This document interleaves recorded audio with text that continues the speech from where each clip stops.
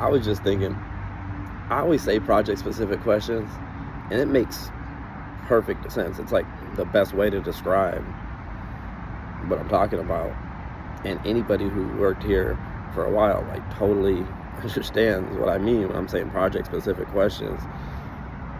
But I think about it and I'm like, man, if I was a brand new agent and it's like my first day, or like I just logged into the Discord or whatever, I wouldn't know what the fuck a project-specific question was. Like, what's a project-specific question? My first question would be, what's a project-specific question, Mr. Adam LTS? So here's the answer for those of you who don't want to ask that question, because I wouldn't ask that question either. I just try to figure it out. I'm gonna give you, just let you know, when we're dialing, there'll be like little questions like, I don't see refused, hung up as an option. Okay, well, that's because it's on this script, it's option 6, prefer not to say, and they don't have the slash hung up.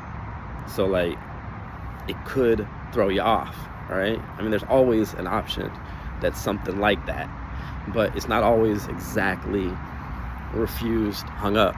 So it's potentially confusing. I looked through the script already, so I know which scripts have potentially confusing things in them. So when agents ask me, boom, I let them know the answer. Now, if there's a lot of projects and I'm not dialing, then I'm doing a lot of other stuff to like try to stay ahead of what those questions could possibly be. And the veteran agents who ask me questions, who aren't scared to ask, because like, you should never be scared to ask me a question. I'm just an independent contractor just like you guys. I just help out, like I'm not your boss, like, at all. So ask me stuff, you know what I mean? Like, it's not gonna cause you a problem. But when the agents ask me a question that I haven't already found the answer to, then I'm out there looking up the answer and getting back to them, and then also trying to update any other agents in that project who might have the same question but didn't want to ask for whatever reason. If I'm not dialing, I can spend time tuning in to see, like, okay, are they already doing it right? All right, cool, they get it, move on.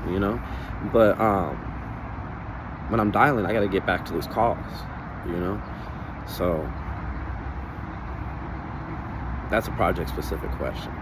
Like, what do I do on this project?